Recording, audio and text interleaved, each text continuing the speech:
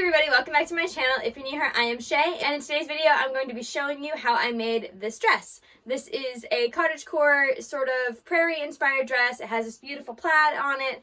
I have a little bit of a balloon sleeve, some buttons down the front, and I made this partially from a pattern, partially drafted by myself. And if you're interested in how I did that, then I'm going to go ahead and get right into it. So first I'm going to start with the circle skirt, which is going to be the bottom half of my skirt. I basically just did a circle skirt calculator in order to do this. Basically, you type in your waist measurement to the circle skirt calculator and it will tell you what the circumference is you need to make your small little circle cut out here. And then for the second measurement, you're going to measure the length. For this one, I'm going to be doing 32-ish because that happens to be how long my fabric is. So, and I don't want it to be super long. I'm also very short. So I'm going to go ahead and measure this off. My personal measurement is going to be 8.5. I'm just going to take a little pen and dot around following the circumference of this. So I'm probably going to speed you guys up to show you. Basically, we're going to go right to the middle here. We're going to keep our measuring tape at the end, and this is going to be my 8.5 inches. So I'm going to mark a little mark there, and then I'm just going to move it from side to side, marking as I go to make sure that I keep that 8.5 inches all the way around.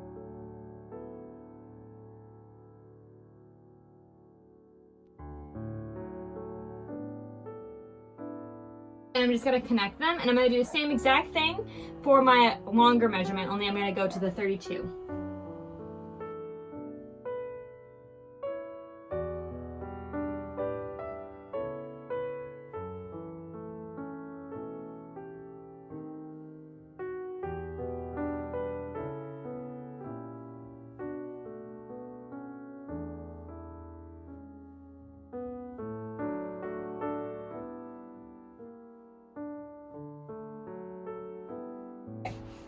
Next, I'm going to cut out a waistband, and what I'm going to do for the waistband is I'm actually going to make it longer than it needs to be, just for safety reasons, in case I mismeasure. So what I'm going to do is 4-inch long strip. This is doubled over in half. So I'm going to measure that and cut that real quick, and then we will have our waistband.